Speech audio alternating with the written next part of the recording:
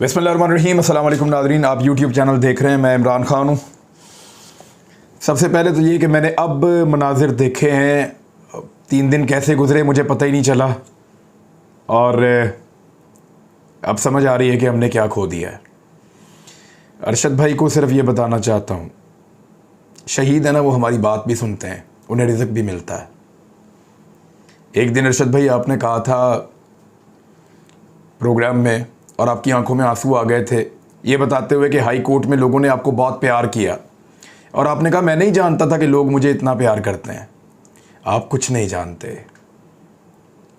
आपको बिल्कुल नहीं पता कि लोग आपको कितना प्यार करते हैं। मैंने देखा है आज लोग आपको सबसे ज़्यादा प्यार करते हैं, हम सबसे ज़्यादा प्यार करते हैं। और अल्लाह ताला जिस रास्ते पर आप चल रहे थे और जिस शानदार तरीके से आपने हर चीज़ का मुकाबला किया है, बाकी सबको भी अल्लाह ये ताकत दे। अब आ जाए ख़बरों की तरफ, और ख़बरों पे सबसे पहले लॉन्ग मार्च आज शुरू होने जा रहा है। बड़ी अच्छी ख़बरें हैं, मैं आपके साथ शेयर कर देता हूँ। नंबर 1 तो ये है कि पाक फ़ौज की जो प्रेस कॉन्फ्रेंस है उससे ये तासुर बनाने की कोशिश की गई, टोटे काट के, कि शायद पाक फ़ौज लॉन्ग मार्च को रोकेगी या लॉन्ग मार्च के रास्ते में रुकावट डालेगी या इसके ऊपर कुछ। ये होगा नहीं, पाक फ़ौज ये कर नहीं पाएगी, वो ये करेगी नहीं, इसलिए कि पाक फ़ौज के डीजी आईएसआई ने और डीजी आईएसपीआर ने, उन दोनों ने कहा कि फ़ौज का सियासत के साथ कोई ताल्लुक़ नहीं है। जब सियासत के साथ कोई ताल्लुक़ नहीं है तो ना वो लॉन्ग मार्च के सामने आ सकते हैं, ना वो लॉन्ग मार्च को रोक सकते हैं, ना वो किसी एक पॉलिटिकल पार्टी को एहतजाज करने से रोक सकते हैं, ना दूसरी को कह सकते हैं कि तुम करो, क्योंकि उनका सियासत में किरदार ही कोई नहीं है। वैसे फ़ौज हर थोड़े अरसे के बाद ये कहती है। मैं आपको एक अखबार दिखाता हूँ, ये मेरे पास अखबार है, इसको देखें। ख़बरें अखबार है जी, और अखबार है बुध वाले दिन का, 19 नवंबर 2008, 19 नवंबर 2008 तब का ये अखबार है।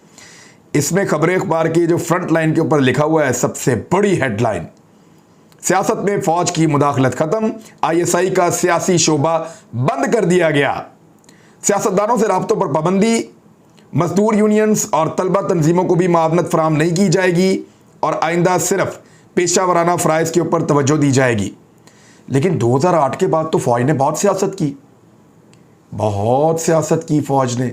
ये नून लीग ने बताया मुझे, मियाँ नवाज शरीफ ने भी बताया, मियाँ शहबाज शरीफ ने भी बताया, राना सनाउल्लाह ने भी बताया, मरीम नवाज़ ने मुझे बहुत बताया, आसिफ अली जरदारी ने और बिलावल भुट्टो ने भी बताया, मौलाना फजलुर रहमान ने भी बताया, और फिर आखिर में इमरान खान ने भी बताया।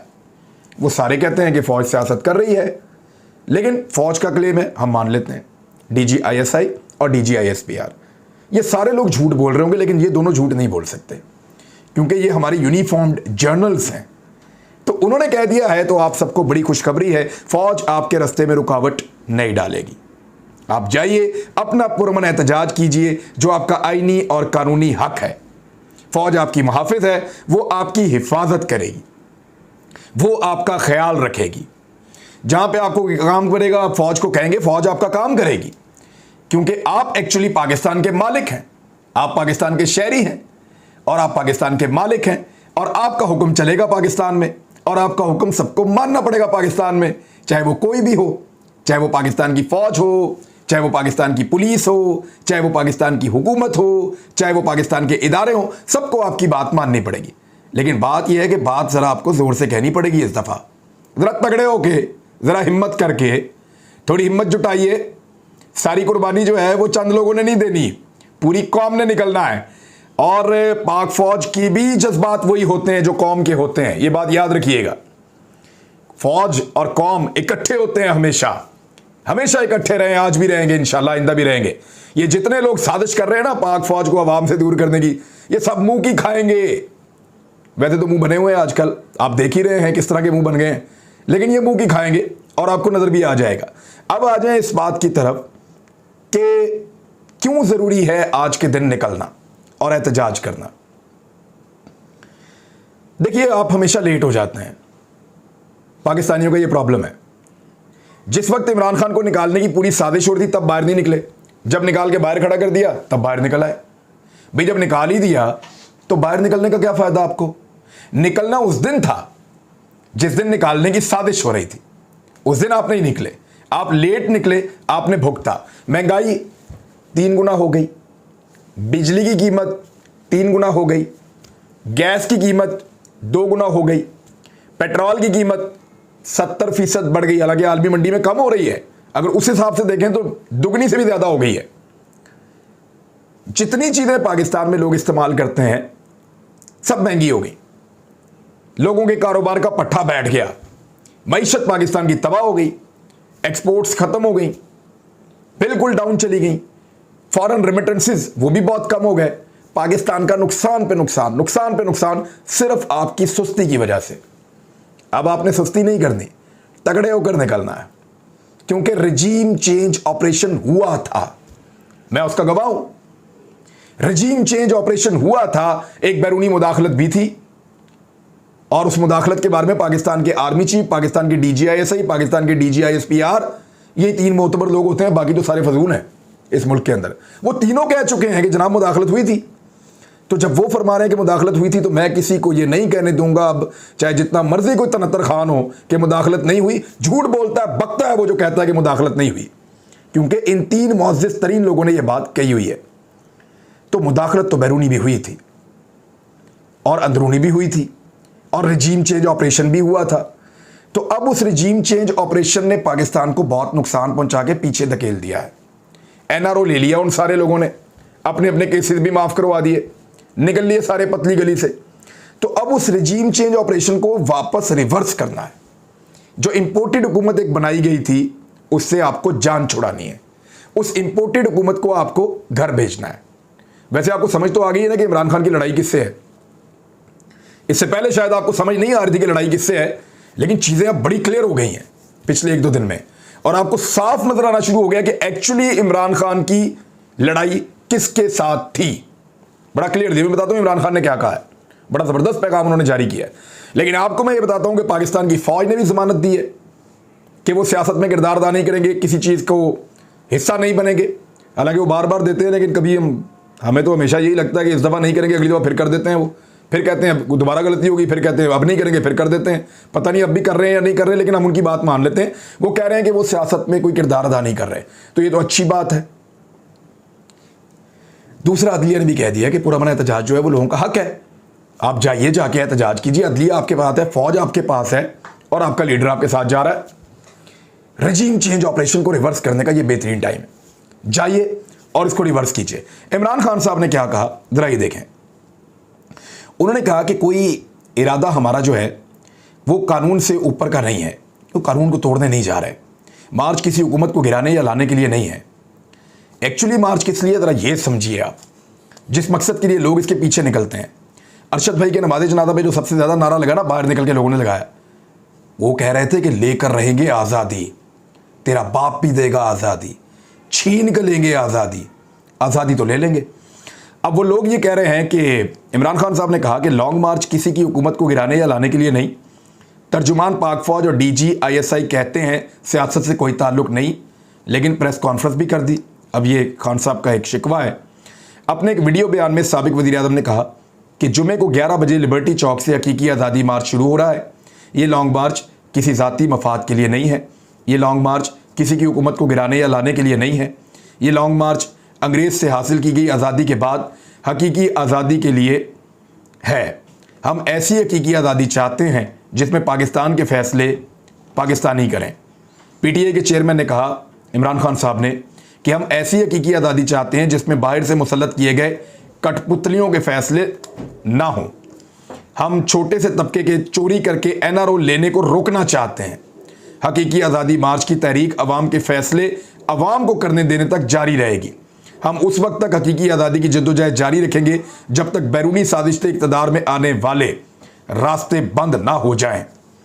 फिर इमरान खान साहब ने कोई सोशल मीडिया की टीम से भी खिताब किया था, और उन्होंने बड़ा ज़बरदस्त तरीके से सोशल मीडिया को खराज तहसीन भी पेश किया, और सोशल मीडिया ने बड़ा ज़बरदस्त रोल प्ले किया है। इमरान खान साहब ने कहा कि पैसा वैसा दे के लोग ट्रेंड चलवाते हैं लंदन वाले, लेकिन और ये मैं भी गवाह हूँ इस बात का कि बहुत सारे मैं पेड वर्कर्स भी देखता हूँ पॉलिटिकल पार्टीज़ में, लेकिन PTI को जितना ज़्यादा सोशल मीडिया के अंदर एक मुफ्त के अंदर एक क्राउड मिला हुआ है बहुत बड़ी तादाद में, वो शायद किसी और को मैसर नहीं है।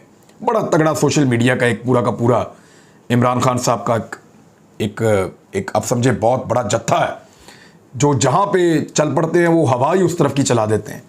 बहरहाल ये इमरान खान साहब कह रहे थे, उसके बाद उन्होंने एक इंटरव्यू भी किया इमरान खान साहब ने, और प्रेस कॉन्फ्रेंस जो DGISI ने और DGISPR ने की थी उसके ऊपर उन्होंने अपना रिएक्शन दिया। उन्होंने कहा अगर मैंने बोलना शुरू कर दिया तो इदारे और मुल्क का नुकसान होगा।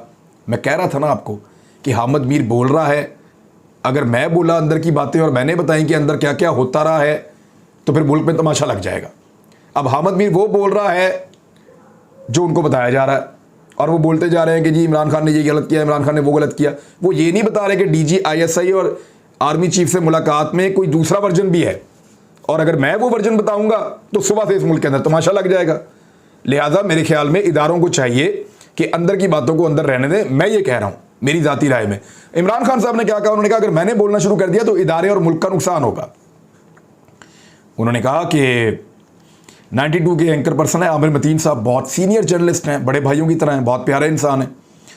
और उन्होंने कहा कि DGISPR और DGISI की मुश्तरका प्रेस कॉन्फ्रेंस के मुतालिक सवाल किया गया। उन्होंने कहा कि अगर मैं किसी भी तरह का जवाब दूंगा तो इदारे का नुकसान होगा। उन्होंने कहा कि कहते हैं कि सियासत से कोई ताल्लुक नहीं, लेकिन प्रेस कॉन्फ्रेंस भी कर दी। प्रेस कॉन्फ्रेंस सिक्योरिटी पर नहीं थी बल्कि सियासी थी। बल्कि फवाद चौधरी साहब ने तो यह भी कहा कि इंडियंस गिलगित बल्तिस्तान को छीनने का सेम टाइम में स्टेटमेंट दे रहे हैं, और पाकिस्तान के जो सीनियर तरीन 2 ऑफिसर्स हैं वो जो प्रेस कॉन्फ्रेंस कर रहे हैं उसमें पॉलिटिकल एलिमेंट्स बहुत ज़्यादा थे। ये फवाद चौधरी साहब ने कहा। अच्छा, मेरी तनकीद हमेशा ताबीरी होती है।